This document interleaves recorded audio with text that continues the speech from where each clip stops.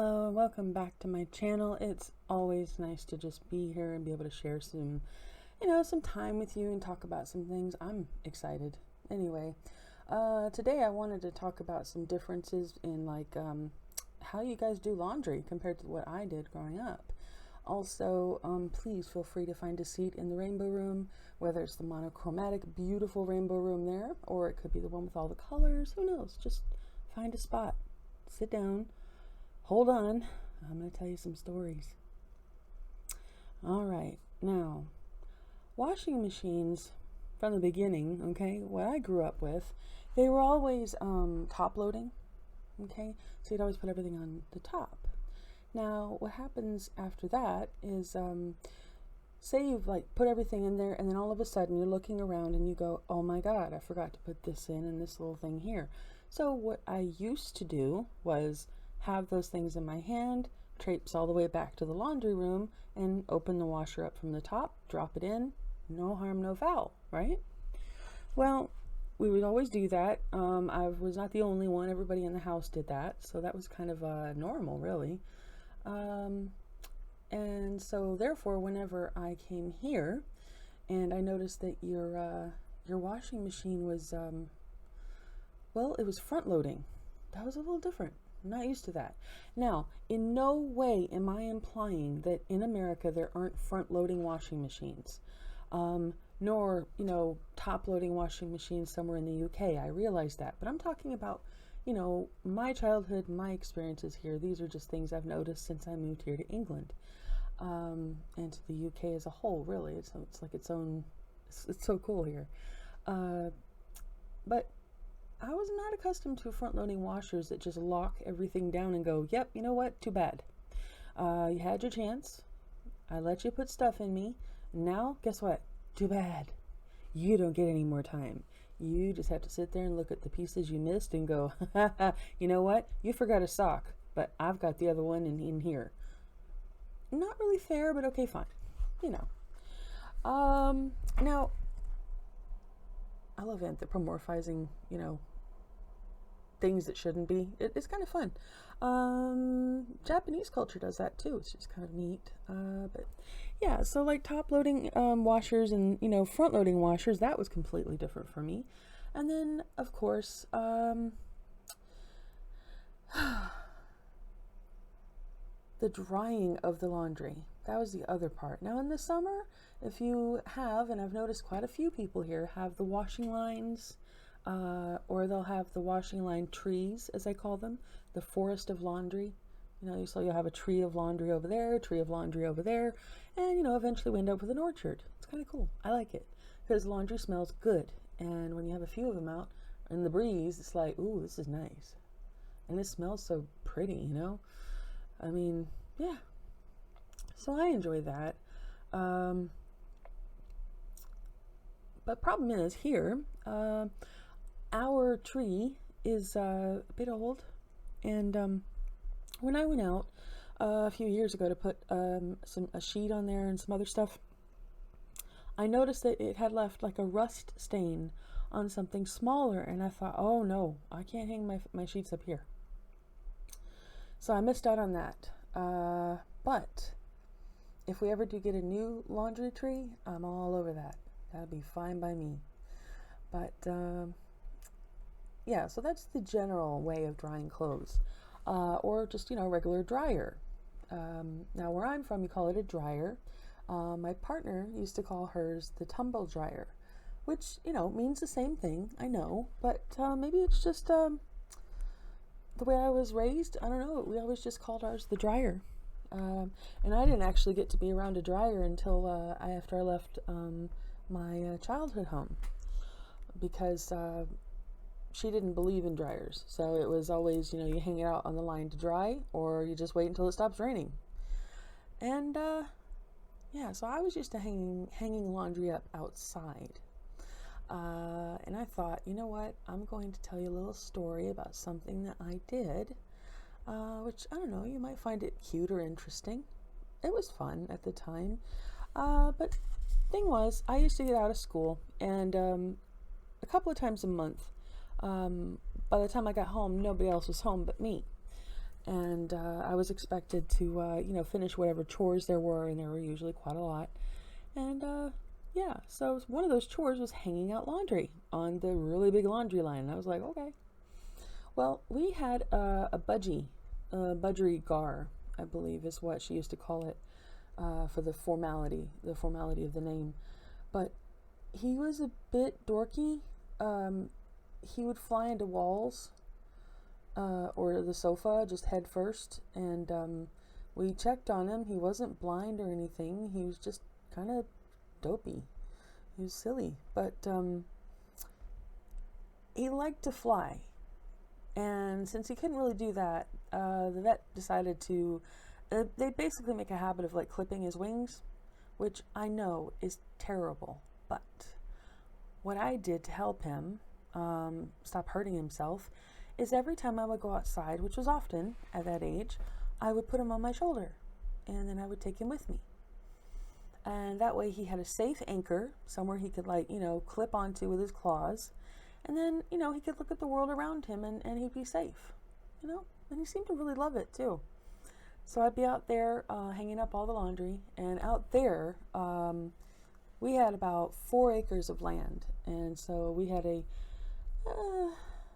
pretty average sized washing line. And, it was like, you could get a lot of stuff hung up. A lot, trust me. Our washing line was massive, and it actually went over a creek, and then it came all the way back. So we had 2 of those massive lines. Pretty cool. And then, I come here and I've noticed that in the parts of the UK that I've visited, you guys have some lines that are like, I don't know how it works exactly, but it looks like the structure comes down to like eye level, so you can hang everything up, and then you pull something and it pulls the laundry way up high, so it can catch like the winds that are up higher and dry faster, I'm presuming. But it's so cool. I remember looking at that going, I want one of those. Why can't I have one of those? That's so cool. But the other kind I haven't seen yet, but I'd love to see if it's over here, is the one where it's like you have it's on a pulley, and you pull your laundry back on and you put it back out that way. I always thought that'd be really cool to have that, to be able to do that. Just something about it. But yeah, so that's the kind of stuff I'm used to. But here I got an additional means to dry my laundry as well, the radiator. I mean, I had never really used a radiator before moving here, because where I was from, it just didn't get that cold. Plus I'm really super warm all the time anyway. So for me, they don't get used unless my partner is around. When she's around, I love putting it on for her. I want to make sure she's comfortable and warm, because she just has a different body than I do, and so of course it's going to need different things. If I get too hot, I'll just go out in the front door. It's go into the ice box. That's what it feels like now. But I was moving around the rooms, and I went into storage, and there was this very strangely shaped wire contraption with what looked like metal bars, like something you would hang your towels on or something, in the bathroom. And I looked at it just for a second and I thought, is that something you hang on the radiator, I wonder? So I went and I tried it, and sure enough, it's something you hang on your radiator and you use it to dry your clothes. We never had any of that where I grew up in the South. Of course, further up north in America, and no doubt Canada, there's plenty of people that use their, radiator to dry their clothes. I'm absolutely positive of it. But it was a completely new experience for me. And now I've started using it because the window that we have in our flat has a little bit of a problem, so we're working on it. But it has a severe draft, so I've had to a little tape and seal it up, and just kind of I don't want to take it down and just to put the vent outside the window, and it would make it really, really cold in here. So I've started adapting and using the laundry the way you guys do it, and I'm drying it on the radiator, and it works. It's fantastic. I always thought if it didn't dry fast enough, it would start smelling funny, you know? But that's just like weirdness that I wasn't accustomed to, you know? Now let's see. Laundry detergent is pretty much on par. It's the same. You don't have as many softening sheets as we do, but I think that's probably for the best because they're very strong chemicals. Let's see, what else do we have? Just trying to think here, because there's a number of things about, you know, just doing washing that is pretty time consuming, you know. But I've just been kind of like enjoying the new experience because I'm going to show you something, okay? Hold on. All right, now this is just for comparison's sake, okay? Now this is our laundry basket. Okay, you see the front of that? Basically, you can get an idea of the circumference, yeah? Ooh, that pink looks good. That's pretty. Okay, well, you get the size, right? It's, you know, it's not, there we go. It's not massive, but it gets the job done. I believe it's 5K or something, 5 kilos. Well, where I'm from, that's about half the size of the, like the washing bin that you would have where I'm from. So when we first got it, I was like, wow, that's so small. But then, of course, then I saw the capacity of the washing machine, and I went, oh, that makes total sense. Okay. Yep. So much smaller washing machines. They're like mini everything, and I like mini. I like miniature things. Anything like extra small is adorable. But if you can get anything extra small but still functions, oh, that's so cool. Anyway, because I saw a little saw that was actually, it was mechanized and it worked. It was so cool. But let's see. Your dry cleaners are obviously comparable, you know, just same as what we have, I would imagine. And I'm sure I'm missing something, but I think that's about it. About the laundry, actually. But yeah, you know. So, I'm going to go ahead and let you guys go. I'm very happy that I got a chance to talk to you. And, yeah, much love to you, okay? You guys stay safe out there. COVID rates are getting like a little crazy, a little loco. Who do you think you messing with, SA? Don't you know I'm loco? I'm not that loco, dude. Not that loco. But I used to sing that song in Spanish when I was living out in West Texas because it's such a good band. Cypress Hill? Ooh, good stuff. Good stuff.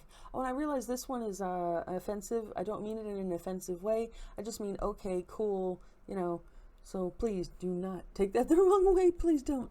I just realized, I was like, wait a minute. When I was growing up, somebody said that was offensive somewhere in the UK, and I'm not sure. They might have been pulling my leg. I don't know. But yeah, that's just something I was told. So yeah, love you guys. Please subscribe below, obviously, and you know, hit the subscribe, and there's a little bell next to it. If you click on all, then you get all of my content, and yeah, I'd appreciate the subscription. I would. It'd be nice to have you. And then, you know, we can talk about some things. Cool? Okay. Well, here's Next Pat logging off, at least for a little while.